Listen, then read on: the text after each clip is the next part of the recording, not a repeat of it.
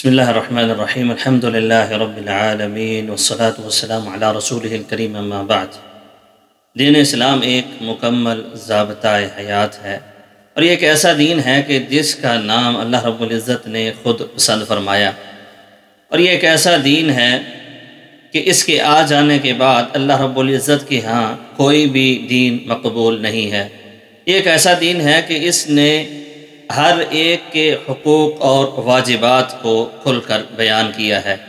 آج کا ہمارا موضوع ہے کہ دین اسلام نے عورت کے کیا کیا حقوق بیان کیے ہیں، اور دین اسلام سے پہلے عورت کے ساتھ کیا سلوک کیا جاتا تھا، پھر دین اسلام کے آ جانے کے بعد عورت کی عزت اور قدر میں کیا اضافہ ہوا۔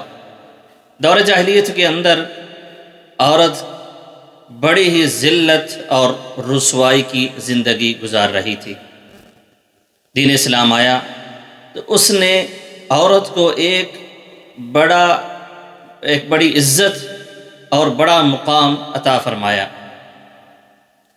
اگر یہ عورت بیوی کے روپ میں ہے تو دین اسلام نے خاوند کو یہ نصیحت فرمائی کہ وہ اپنی بیویوں کا خیال کریں، اور اس عورت کو ایسی عزت بخشی کہ آپ گھر میں بیٹھے، آپ کا کھانا پینا پہننا مسکن یہ ساری چیزیں آپ کے خاوند کے ذمہ ہیں۔ آپ نے کیا کرنا ہے؟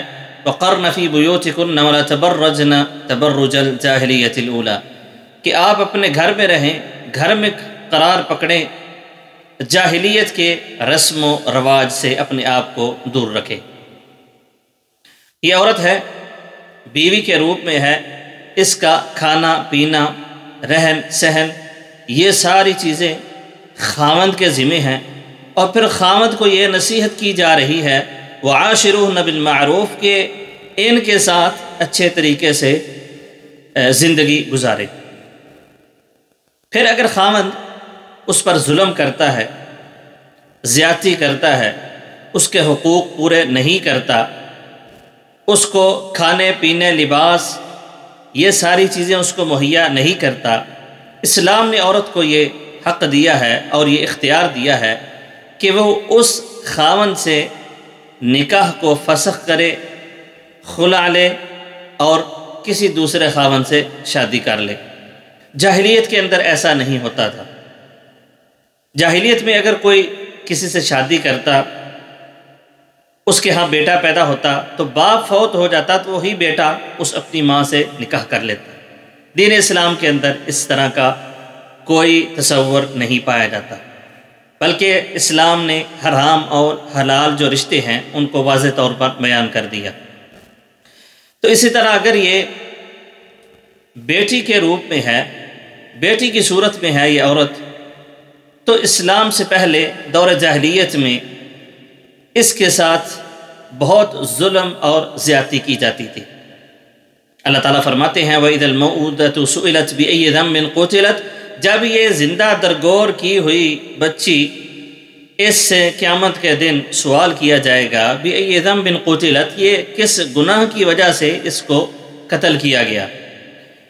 ایک اور جگہ پہ اللہ تعالیٰ فرماتے ہیں وَإِذَا بُشِّرَ أَحَدُهُم بِالْأُنثَىٰ ظَلَّ وَجْهُهُ مُسْوَدًّا وَهُوَ كَظِيمٌ، کہ جب ان کو کسی کے ہاں بیٹی پیدا ہونے کی خبر دی جاتی ظَلَّ وَجْهُهُ مُسْوَدًّا وَهُوَ كَظِيمٌ، تو اس کا چہرہ سیاہ ہو جاتا اور وہ اپنے اندر ہی غصے سے اپنے اندر ہی گھٹنے لگتا، اور اس قدر اس کو اپنے اندر غصہ آتا کہ اس کا چہرہ سیاہ ہو جاتا۔ پھر کیا کرتا؟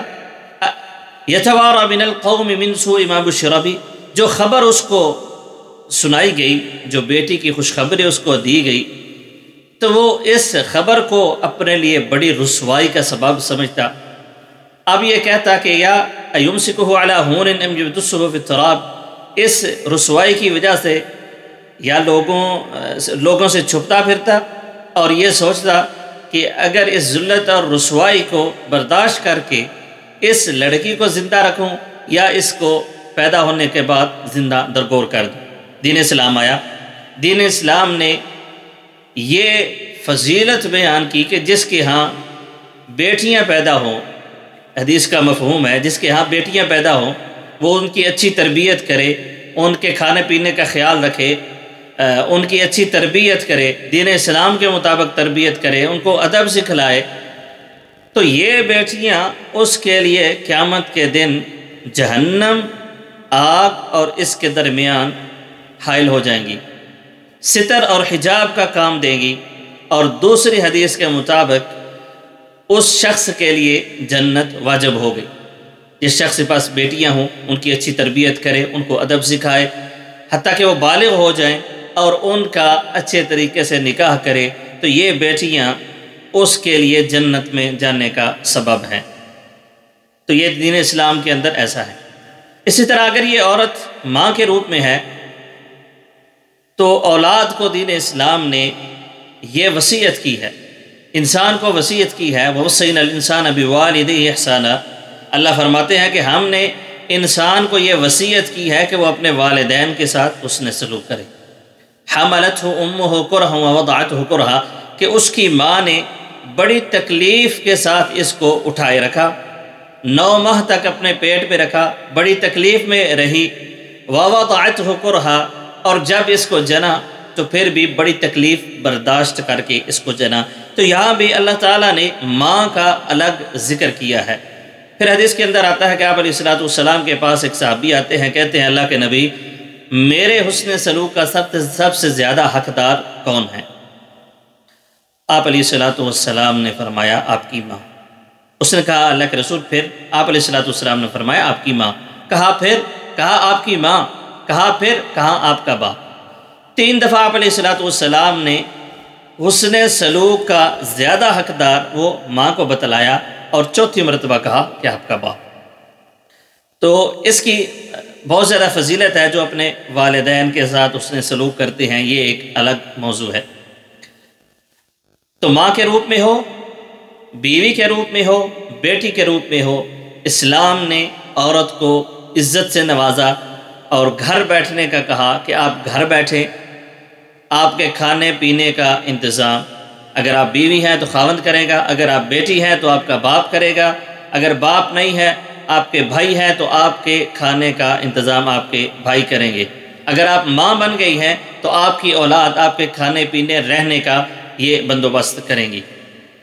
تو نبی علیہ الصلوۃ والسلام نے یہ فرمایا کہ اگر کوئی عورت 5 وقت کی نماز پڑھے، رمضان کے روزے رکھے، اپنی شرمگاہ کی حفاظت کرے اور اپنے خاوند کی اطاعت کرے، یہ 4 کام اگر کوئی عورت کر لیتی ہے، آپ علیہ الصلوۃ والسلام نے فرمایا کہ وہ جنت کے جس دروازے سے چاہے جنت میں داخل ہو جائے۔ نماز پڑھے 5 وقت کی، رمضان کے روزے رکھے، اپنی شرمگاہ کی حفاظت کرے اور اپنے خاوند کی اطاعت کرے۔ اسی طرح نبی علیہ الصلوۃ والسلام نے فرمایا، عورتوں کی خیر خواہی کرتے ہوئے کہا کہ اے عورتوں کی جماعت، میں نے دیکھا ہے کہ عورتوں کی اکثریت جہنم میں ہے۔ عرض کیا گیا اللہ کے رسول کیا وجہ ہے؟ کہا کہ تم ناشکری بہت زیادہ کرتی ہو اور لعن طعن بہت زیادہ کرتی ہو۔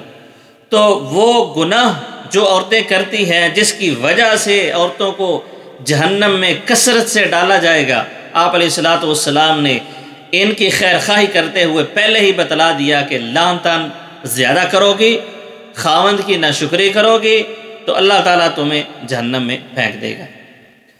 اگر جنت میں جانا ہے 5 وقت کی نماز پڑھو، رمضان کے روزے رکھو، اپنی شرمگاہ کی حفاظت کرو، اپنے خاوند کی اطاعت کرو، جنت کے جس دروازے سے چاہو آپ داخل ہو سکتی ہو۔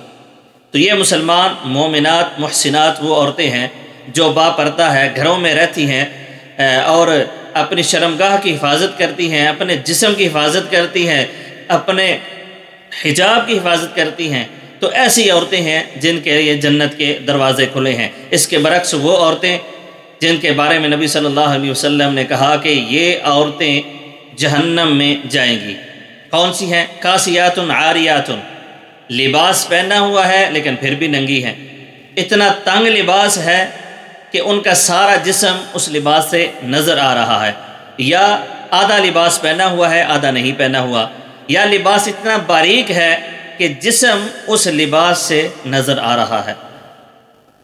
مائلات ممیلات، اور اپنے اس لباس کی وجہ سے وہ خود لوگوں کی طرف مائل ہوتی ہیں، ان کو دعوت گناہ دیتی ہیں اور لوگوں کو اپنی طرف مائل کرنے کی کوشش کرتی ہیں۔ بڑے افسوس کے ساتھ یہ کہنا پڑتا ہے کہ آج ہمارے معاشرے میں یہ والی عورتیں بکثرت پائی جاتی ہیں۔ بازاروں میں دیکھیں، سوشل میڈیا پر دیکھیں اور ٹیلی ویژن میں دیکھیں، تو اس طرح کی عورتیں یہ ہمارے معاشرے میں بہت زیادہ پائی جاتی ہیں۔ لباس پہنے ہوئے ہیں لیکن پھر بھی ننگی ہیں، باریک لباس ہیں، سارا جسم نظر آ رہا ہے۔ تو ایسی عورتوں کے بارے میں نبی علیہ الصلوۃ والسلام نے فرمایا کہ یہ عورتیں جہنم میں جائیں گی۔